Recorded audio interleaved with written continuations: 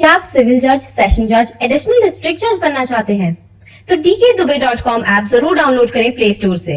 हमारी ऐप के store section में आपको मिलेंगे हिंदी, इंग्लिश, मिक्स लैंग्वेज के courses for all judiciary exams, जिसका लिंक आपको डिस्क्रिप्शन में दिया गया है।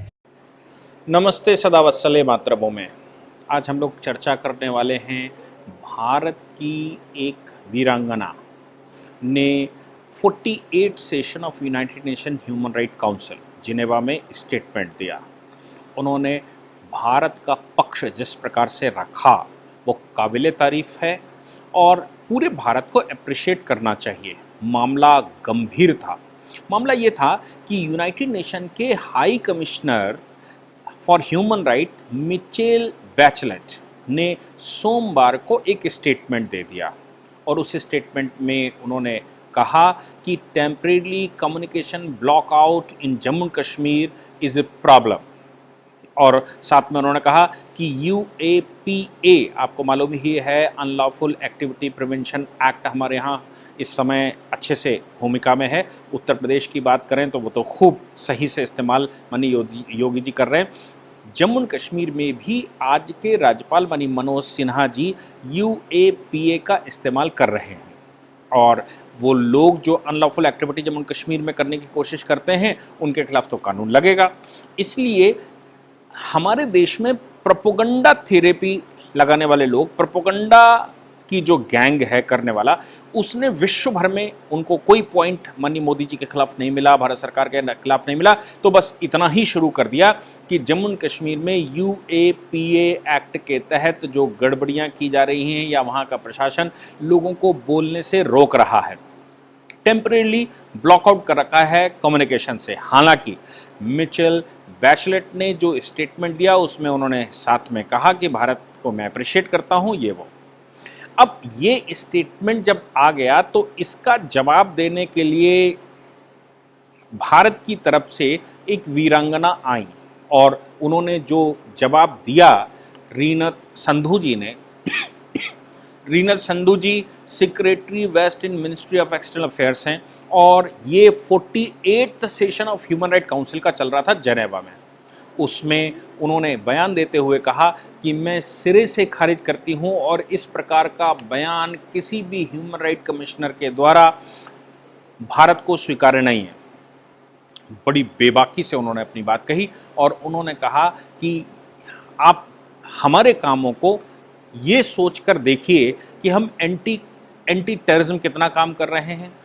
UN सिक्योरिटी रेजोल्यूशन 2593 पर उन्होंने कहा आपको चर्चा करने की आवश्यकता है। अफगानिस्तान में जो चल रहा है उसको आप ज़्यादा चिंता करिए और हमारे यहाँ नॉन इंटरवेंशन की पॉलिसी है, UNO की भी नॉन इंटरवेंशन की पॉलिसी है। भारत अपने मुद्दों को जिस प्रकार से देख रहा है उसको भारत को देखने दीजिए, आप उसमें इंटरवेंशन ना करें। उन्होंने कहा कि हमारी parliament, independent judiciary, vibrant media, civil society, ये भारत में ह्यूमन राइट इंजॉय करने को सिक्योर करते हैं।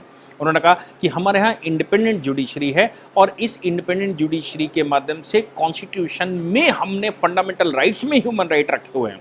अब आप सोचकर देखिए कि जब आपने ह्यूमन राइट्स फंडामेंटल राइट में रखे हों तो भारत में रहने वाला कोई भी नागरिक उसके राइट्स के ऊपर सवाल कैसे खड़ा हो सकता है।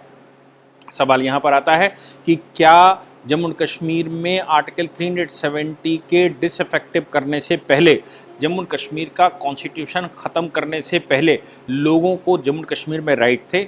मैं आपको बताऊं कि जम्मू कश्मीर में जितने राइट थे वहाँ गोली मारकर शांत करवाया जाता था, क्योंकि शांति के दूतों का काम शांति रखना, शांति बहाल करना, बातों से नहीं। ह्यूमन राइट तो नाम की कोई चीज़ होती ही नहीं है, सीधा सीधा व्यक्ति को खामोश कर दो, ऐसी उनकी परंपराएं रहती हैं।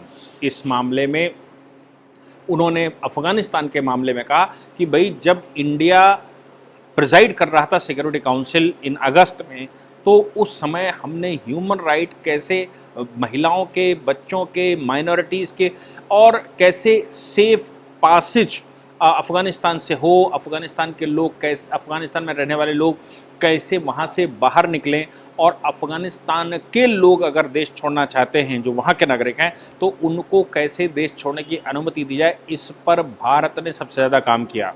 अब उन्होंने कहा कि जब इंडिया प्रिजाइड कर रहा था तो ग्लोबल बॉडी के ह्यूमन राइट्स की चिंता भारत कर रहा था, ये उनको देखना चाहिए। अगर वो ये नहीं देख सकते तो भारत के इंटरनल मामलों में उनको इंटरवेंशन करने का कोई अधिकार नहीं। मतलब खुले शब्दों में भारत का पक्ष, भारत सरकार का जो पक्ष है ह्यूमन राइट को लेकर, वो रखा गया। जम्मू कश्मीर में आज की तारीख में भारत का पूरा संविधान लागू होने की वजह से वहाँ के लोगों के फंडामेंटल राइट, जम्मू कश्मीर के अंदर के लोगों के फंडामेंटल राइट्स इस समय बहाल हो पाए। मैं आपको बताऊं कि जम्मू कश्मीर में एक बड़ी आबादी वेस्ट पाक रिफ्यूजी के नाम से रहती थी, जो 1947 में पार्टीशन के बाद पाकिस्तान से हिंदुस्तान में आए थे। जम्मू कश्मीर सरकार ने उनको कभी राइट नहीं दिया। क्या उनके ह्यूमन राइट्स की चर्चा होनी चाहिए? क्या अब संविधान जब वहाँ पर पूरा लागू हो गया, ह्यूमन राइट्स और फंडामेंटल राइट्स पूरे लागू हो गए, तो क्या लोगों के फंडामेंटल राइट्स सिक्योर नहीं हुए? महिलाओं को बाहर शादी करने का अधिकार छीनने वाली जम्मू कश्मीर की सरकारें या जम्मू कश्मीर के लोग, क्या उन महिलाओं को फंडामेंटल राइट नहीं दिए गए? जो दलित वर्ग जम्मू कश्मीर में था, उस वर्ग को केवल मतलब PRC for the sweeper work only कहने वाले लोग, स्वीपरों की दुर्दशा करने वाले लोग, अब क्या उन स्वीपर्स को जब फंडामेंटल राइट जम्मू कश्मीर में नहीं दिए गए? आपको मैं बताऊं कि जम्मू कश्मीर में 1954 में आर्टिकल 35 कैपिटल ए बनाकर केंद्र सरकार ने जब दिया था, तो सारे फंडामेंटल राइट्स लोगों के खेलने के लिए जम्मू कश्मीर सरकार को दे दिए। और जम्मू कश्मीर की सरकार ने लाखों लोगों के फंडामेंटल राइट छीन लिए थे, या उनकी चौथी और पांचवी पीढ़ी चल रही थी, उस पांचवी पीढ़ी को भी वहाँ पर वोट डालने का अधिकार नहीं था, हायर एजुकेशन का अधिकार नहीं था, वहाँ सरकारी नौकरियां करने का अधिकार नहीं था, और अपना खुद का घर बनाने का अधिकार नहीं था। तो आप सोच सकते हैं कि रोटी, कपड़ा, मकान और आज की तारीख में काम, इन चार चीज़ों से बड़ा कोई ह्यूमन राइट, कोई फंडामेंटल राइट हो सकता है? नेहरू की सरकार ने उस समय ये राइट जम्मू कश्मीर सरकार को दे दिए, और जम्मू कश्मीर सरकार ने वहाँ पर हिंदुओं के ये सारे राइट छीन लिए। चाहे दलितों की बात करें, चाहे रिफ्यूजीज़ की बात करें, चाहे महिलाओं की बात करें, चाहे गुरखाओं की बात करें, इस प्रकार के सैकड़ों हज़ारों लोग और सैकड़ों हज़ारों इलस्ट्रेशन जम्मू कश्मीर में मिलते हैं। अब आज ये प्रोपेगेंडा करने वाले लोगों ने संसार में ये बताने की कोशिश की कि साहब अब वहाँ पर फंडामेंटल राइट छीने जा रहे हैं, वहाँ ह्यूमन राइट छीने जा रहे हैं। जिस देश में ह्यूमन राइट फंडामेंटल राइट में लिखे जाते हों, जिस देश में इंडिपेंडेंट जुडिशरी इसलिए लोग क्रिटिसाइज करते हों या इसलिए उससे असंतुष्ट रहते हों कि इन दुष्टों के राइटों को वो सिक्योर करने के लिए भी हद पार कर लेते हैं, यानी कि वो दुष्टों के राइट भी सिक्योर करते हैं और ह्यूमन राइट उनको प्रोवाइड करते हैं, जेल के अंदर बंद लोगों को ह्यूमन राइट देते हैं, ऐसे अपराधियों को ह्यूमन राइट प्रोवाइड किया जाता है जो अपराधी प्योर प्रताड़ना के अधिकारी हैं। ऐसी परिस्थिति में कोर्ट को एक बड़ी कम्युनिटी भारत में कभी कभी क्रिटिसाइज भी करती है, ये कहते हुए कि आप उनको ये सुविधाएं क्यों दे रहे हैं। ऐसे देश में कहीं फंडामेंटल राइट के नाम से दुर्व्यवहार किया जा सकता है, लेकिन लोगों को ऐसा दिखता है उनको ग्राउंड चाहिए, क्योंकि मोदी जी की सरकार में उनको कोई पॉइंट नहीं मिल रहा है किस बात को क्रिटिसाइज करें, किस बात से क्रिटिसाइज करें। इस्लामिक एजेंडे के तहत कैसे संसार में जम्मू कश्मीर को बदनाम किया जाए, भारत सरकार को कैसे बदनाम किया जाए वो। लेकिन एक अच्छी बात जो उन्होंने कही, मैं मिसेस संधू की बात कर रहा हूँ, अच्छी बात जो उन्होंने कही, उन्होंने कहा कि आपको इस समय अफगानिस्तान पर ध्यान देना चाहिए। आप अफगानिस्तान में फंडामेंटल राइट सिक्योर करिए, अफगानिस्तान के लोगों के वो ही बेसिक राइट्स जो उनके कपड़े पहनने के अधिकार हैं, उनके खाने पीने के अधिकार हैं, रहन सहन के अधिकार हैं, उनको सिक्योर करिए। मैं आपको बताऊं कि अफगानिस्तान में एक आंदोलन चल गया है महिलाओं के द्वारा, चूंकि सोशल मीडिया वहाँ भी एक्टिव है और सोशल मीडिया में एक आंदोलन चला है। जैसे ही तालिबानियों ने पूरा बुर्का पहनने का ऐलान किया, जैसे ही तालिबानियों ने ये ऐलान किया कि कोई भी महिला घर से बाहर नहीं जा सकती, उसको ब्लैक कलर का सर से लेकर और पैर के नाखून तक ब्लैक कलर का बुर्का पहनना पड़ेगा। कॉन्फ्रेंसेस बुरके में शुरू हो गई, स्टेटमेंट बुरके में देने शुरू कर दिए, और बुरके में स्टेटमेंट देते हुए ये सब मतलब उनका चेहरा नहीं दिखना चाहिए, वो पढ़ें भी तो बुरके में, कॉन्फ्रेंस में जाएं तो बुरके में, पूरा चेहरा ढककर आना चाहिए, वो स्टेटमेंट दें पोडियम पे खड़ी हों तो बुरके में। अब ऐसा स्टेटमेंट देने वाले तालिबानियों के खिलाफ वहां की महिलाओं ने एक जंग छेड़ी है। सोशल मीडिया पर उन्होंने कहा कि बुर्का हमारी संस्कृति नहीं है, अफगानिस्तान की संस्कृति बुर्के में नहीं है, अफगानिस्तान की संस्कृति ग्लोरी में है, कलर्स में है। हम ब्लैक एंड वाइट नहीं हैं, हम ब्लैक नहीं हैं, हमारे यहाँ की ग्लोरी ये है। और तस्वीरें शेयर करना शुरू किया महिलाओं ने, वहाँ के जो पारंपरिक वस्त्र हैं उन वस्त्रों में फोटोज शेयर करनी शुरू की, वहाँ पर जो ग्लोरियस कलर हैं उन कलर्स में बतानी शुरू की, वहाँ पर जो खुलापन है उस खुलेपन की फोटोज उन्होंने शेयर करनी शुरू की, और ऐसे करके उन्होंने ये बताया कि आप समझ लीजिए कि यहाँ पर यानी कि वो अफगानिस्तान ऐसा नहीं था जैसा आप बता रहे हैं, जैसा आप बुर्का पहना रहे हैं। आपको अंदाज़ा भी है कि वो महिलाएं किस तरफ इशारा कर रही हैं, वो क्या करने की कोशिश कर रही हैं। मैं आपको बताता हूँ, अफगानिस्तान में मुस्लिम इन्वेशन से पहले, मुस्लिम इन्वेशन तो आप सब जानते ही हैं, आज से 1500 साल पहले इस्लाम आया, और मुस्लिम इन्वेशन से पहले वहाँ पर जो प्रजाति निवास करती थी वो सब हिंदू थी। हिंदू प्रजाति के अपना वेशभूषा है, अपने प्रकार का वहाँ आवरण है।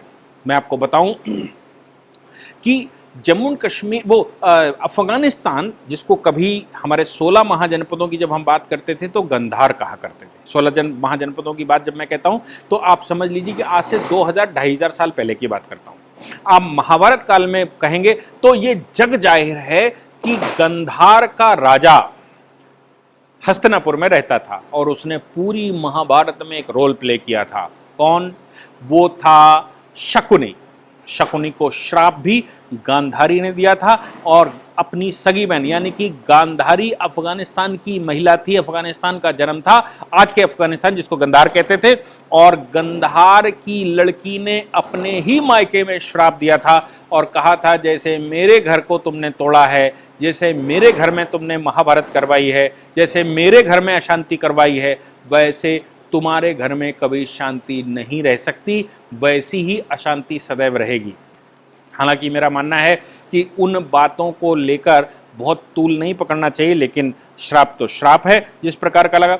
लेकिन मैं बात की बात करता हूं। बात की बात यह है कि जिस समय अशोक का शासन था, जब मगध पर अशोक बैठा चक्रवर्ती सम्राट बनकर, तो उसने बौद्ध धर्म का प्रचार किया। अफगानिस्तान में भी चूंकि मौर्यों का साम्राज्य था, हिंदुस्तान का पार्ट था। हिंदुस्तान का पार्ट में आपको पहले क्लैरिफिकेशन करना चाहता हूं, हिंदुस्तान कितना बड़ा, हिंदुस्तान का मतलब क्या, जिसको आप आज इंडियन सब कॉन्टिनेंट कहते हैं, भारतीय उपमहाद्वीप कहते थे, वो उस समय का भारत था, यानी कि एक खंड। उसको हिमालय के ऊपर से आप उत्तर से पूरब से पश्चिम तक जो हिमालय उत्तर से होता हुआ गया, हिमालय मिलाकर वो पोर्शन बना, वो भारत था। चक्रवर्ती उसमें छोटे छोटे जनपद हुआ करते थे, उन जनपदों का एक चक्रवर्ती सम्राट होता था। जैसे आज की तारीख में सेंट्रल गवर्नमेंट जो चक्रवर्ती सम्राट और स्टेट गवर्नमेंट्स जहां पर राजे बैठते हैं, जहां आज मुख्यमंत्री बैठते हैं, ऐसा कुछ हमारे यहाँ की व्यवस्था थी। जब हम गंधार की बात करते हैं तो गंधार में उस समय मौर्यों का शासन था और वहां पर बुद्ध की बड़ी बड़ी प्रतिमाएं बनाई गई थी। वो हिस्सा अगर मैं कहूं कि गिलगिट बाल्टिस्तान और लद्दाख से लगा हुआ आगे जाता है, तो वहां पर आपने देखा होगा कि अभी पिछले तालिबान वन ने वहां मूर्तियों पर बॉम्ब लगाकर गिराया था जो पहाड़ों पर उकेरी गई थी। वो सबसे बड़े इलस्ट्रेशन उनके माथे पर लगे हुए हैं आज भी कि वो हिंदू टेरिटरी थी, इसीलिए उस पर्वत का नाम भी एक हिंदू कुश है, जो जिस पूरे पर्वत पर ही अफगानिस्तान बसा हुआ है। ये जो भारत है, या जिसको हम महाभारत समय का भारत कहते हैं, उसमें आज का पाकिस्तान, आज का अफगानिस्तान, आज का तुर्कमेनिस्तान, उज्बेकिस्तान का कुछ हिस्सा, ईरान का थोड़ा सा हिस्सा, बाकी का ये शिनजांग का हिस्सा मानना हो तो थोड़ा सा हिस्सा, और तिब्बत, इसके अलावा भूटान, नेपाल और आज का बांग्लादेश, आज का म्यांमार और नॉर्थ ईस्ट हमारा, ये इतना बड़ा बृहत्तर भारत था जो सदियों से, महाभारत काल में भी वैसा ही था। और इसी को अगर हम रिपीट करें तो जब 16 महाजनपदों की बात करते हैं तब भी वही हिस्सा था। जिस वेशभूषा की वहाँ की महिलाओं ने चर्चा करनी शुरू की हैं वो भारतीय परिवेश की हैं। जब आप उनकी तस्वीरें देखेंगे तो आपको समझ में आ जाएगा कि ये भारतीय पहाड़ पर रहने वाले लोग इस प्रकार के वस्त्रों को धारण करते हैं, आज भी करते हैं। आप जम्मू कश्मीर में चले जाइए, आप हिमाचल में चले जाइए, आप उत्तराखंड में चले जाइए, आज भी इसी प्रकार के वस्त्र धारण किए जाते हैं और ये भारतीय संस्कृति का हिस्सा है।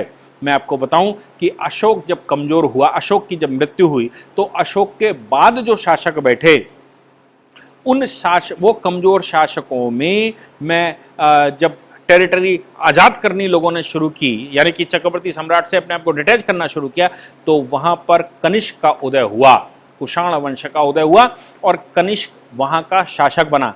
कनिष्क ने जब शासन व्यवस्था संभाली तो वहाँ से उठता हुआ उसने गांधार की राजधानी उस समय तक्षशिला हुआ करती थी, उसने गांधार और गांधार से गंगा की तलहटी तक शासन किया, यानी कि वो वहाँ पर शासन कर रहा था। यही बाद में ललितादित्य मुक्तापीठ ने भी वही सरकार संभाली, वो बैठा कश्मीर में, ये बैठा गांधार में, या जो हिस्सा हम तक्षशिला का कहते हैं वहां पर बैठा, वहां राजधानी उसने बनाई और यहां तक शासन किया। तो यहां पूरी की पूरी ईरानियन इन्वेशन से पहले ईरान ने इन्वेशन किया, और तब भी इस्लाम नहीं था, हालांकि ईरानियों ने इन्वेशन किया है, भारतीय उपमहाद्वीप में घुसे, और ईरानियन इन्वेशन के बाद धीरे से जब इस्लाम आया और इस्लामिक हो गए, उसके बाद वहाँ जो चिर्रत चौथन मची, चिर्रत चौथन से मतलब मेरा है कि वहाँ पर जो मारकाट हुई वो आज तक शांत नहीं हो पाई।